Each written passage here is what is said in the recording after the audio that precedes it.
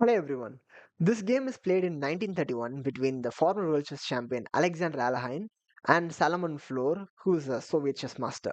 If you are new to chess and if you don't know about Alexander Alekhine is the fourth world chess champion and he is known for his fierce and destructive attacking style combined with a good positional and endgame mastery. Generally, chess players will be either an attacking player or a positional or a strategical player. But the wonderful thing about Alahine is that he combined both the positional and attacking skills to emerge as a chess player of all time. So in this position, Alexander Alahine played the move pawn 4 and black responded with d5 and queen's gambit is on the board. Pawn to c4. Black accepted the queen's gambit leading to a queen's gambit accepted position and after knight to f3, knight to f6, pawn to e3 with certain ideas of playing pawn takes bishop takes c4 and regaining the pawn back. This is known as the classical defense of the queen's gambit accepted variation. And pawn to e6, bishop takes c4. The pawn is regained back. c5. This c5 move strikes the center. Sorry about that arrow. Yes, this strikes the center and hits the pawn on d4. And if you take the pawn, which is a bad move, the queens get traded and white loses the right to castle. So in this position, white castles, and after knight to c6, white played the move queen to e2. This queen to e2 move sets up a rook to d1 with certain intentions of taking the pawn and aligning the rook and queen on the same file. That's the d file. In this position, black played the move a6. This a6 move has certain ideas of playing b5 and expanding on the queen side with bishop on b7 and putting the queen on c7 followed by rook to d8 in the future. As promised, rook to d1 is played and b5 is on the board. If you see a lot of players play the move bishop to b3 to rotate the bishop back to c2 followed by queen to d3 and forming this battery which will lead to h7, and if the f6 knight is dismantled with e4 e5 or some other move, white can easily checkmate black. Or some players even play the move bishop to d3 in this position. But in this position, Alain played the move d takes c5, which is a Zwischenzug or an intermezzo, hitting the queen before moving the bishop. And once the queen moves to c7, now he drops the bishop back to d3. And after black plays the move bishop takes c5, we play a4. White plays this a4 move and undermines the b5 pawn because this bishop on d3 and a4 pawn puts a lot of pressure on the b5 pawn. So if black is careless, we can even capture the pawn and this pawn cannot be recaptured because the rook on a8 will be lost. So black cannot actually castle in this position because castling leads to ab5 and this cannot happen because of rook takes a8. So black pushed the pawn to b4 and white played the move knight b to d2. This move develops the knight and it also plans to position the knight on b3, which blockades this pawn from advancing further, and from b4 the knight will be able to hit the dark squared bishop of black, and it's a good move in general. And black castles. Finally, we play the move bishop knight to b3, hitting the bishop on c5. Bishop retreats back to e7 and pawn to e4. This pawn to e4 move takes space in the center and it also opens the doorway for this bishop to get developed to e3 or maybe in some cases g3 or followed with bishop to f4. So after e4, black played the move knight to d7. This knight to d7 is kind of a prophylactic move, I would say, because it wants to step out of e5, pawn to e5, which threatens the knight. and the knight has to move anyway to d7 or to d5. But this is a bit of premature in this position and it's slightly inaccurate. So we just develop the bishop to e3, and after knight to e5, in this position Alekhine played the move knight takes e5 because that knight was threatening the light squared bishop. So we capture, and once the knight captures, we bring the rook and hit the queen. The queen goes back to b8, and this is an important position to spend some time because in this position Alexander Alekhine plays a key positional move, understanding the depth of this position. If you look at the position, white is completely developed.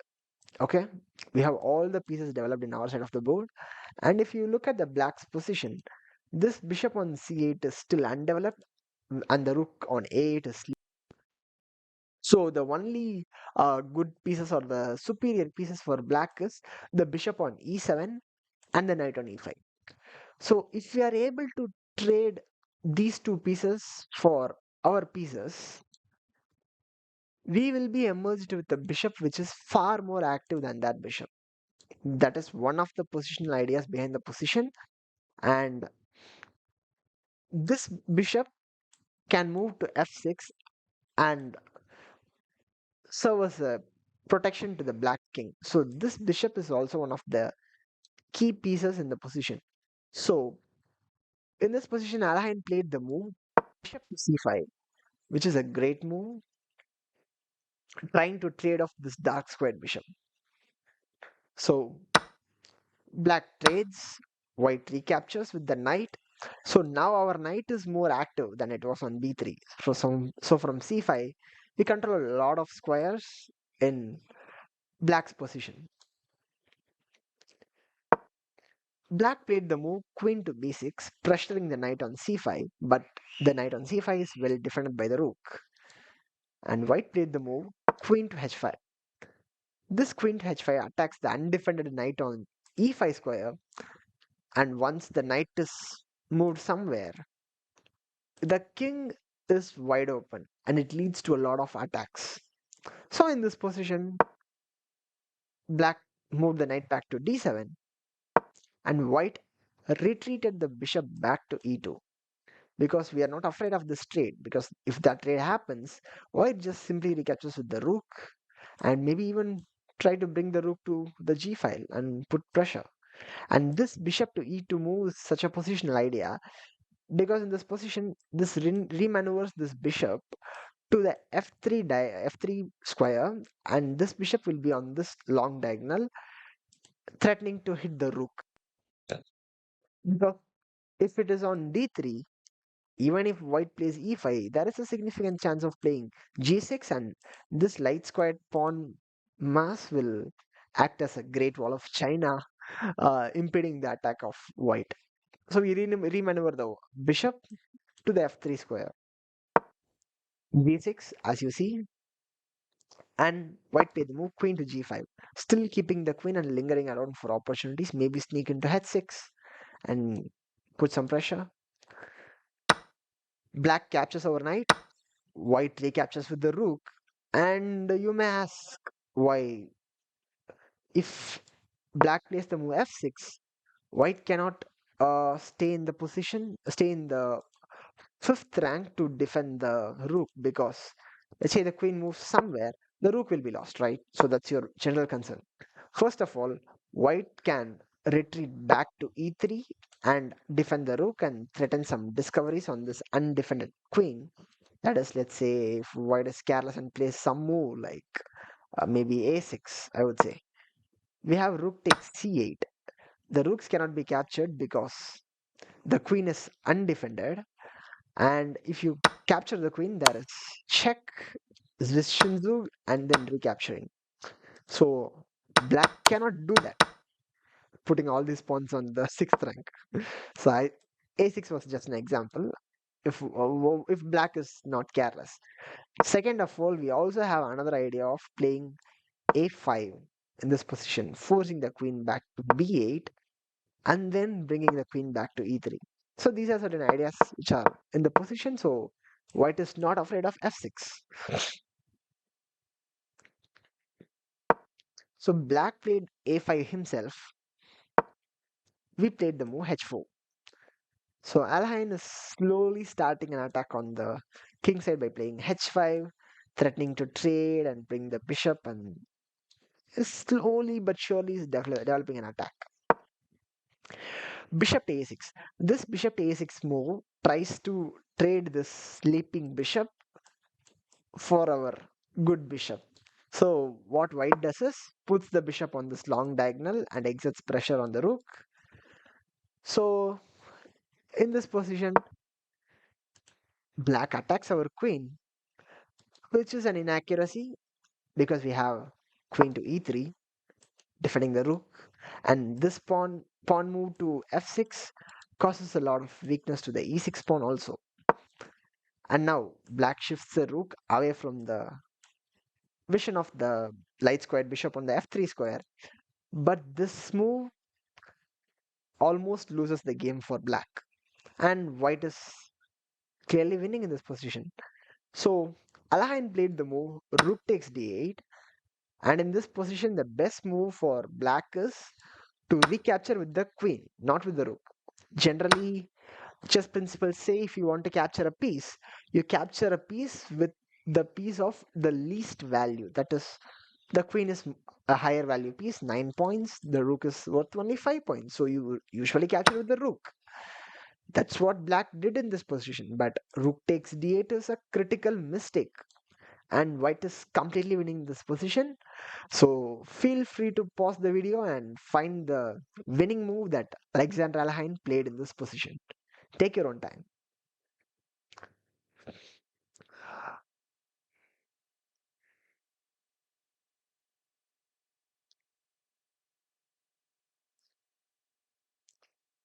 Congratulations if you have found the move pawn to e5. You may ask, what? Pawn to e5? What's the idea of this move? I attacked this weak pawn on f6. What if they trade the pawn? No. The idea of this pawn to e5 move is to take away this d6 square from the queen. You may ask, what? Why should my queen go to d6? Wait. So white is putting pressure on the f6 pawn, and black moved the pawn to f5, which is a serious mistake because white has this winning idea, that is rook to c8, and in this position Salomon Flohr resigned the game and Alexander Alekhine won the game. You may ask, why did he resign? You can just capture the queen, right?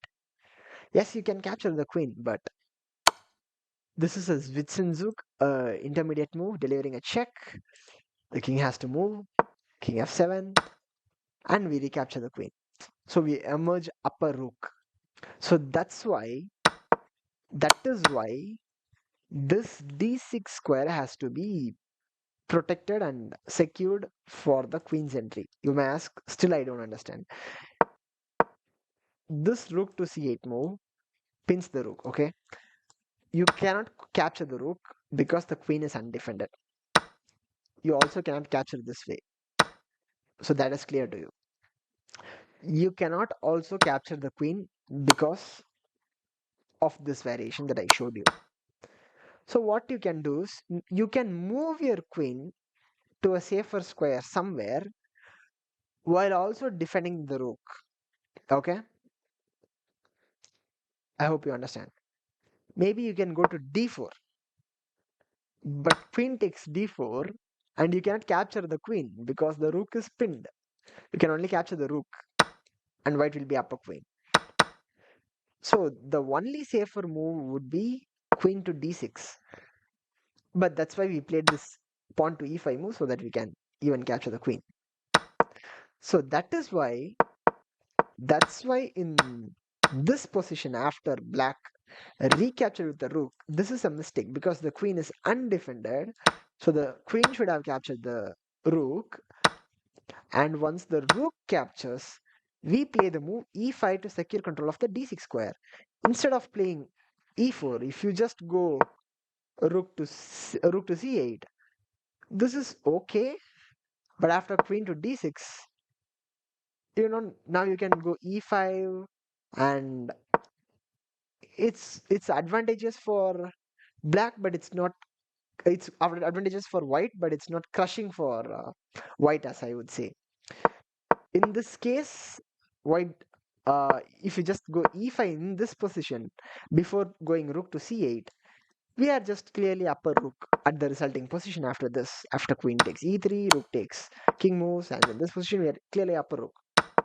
But in this position, if you just go rook c8, the winning idea is still vague because the queen can go to d6 and still defend the rook on d8. It can go e5, but you know it's still it's still a dead end.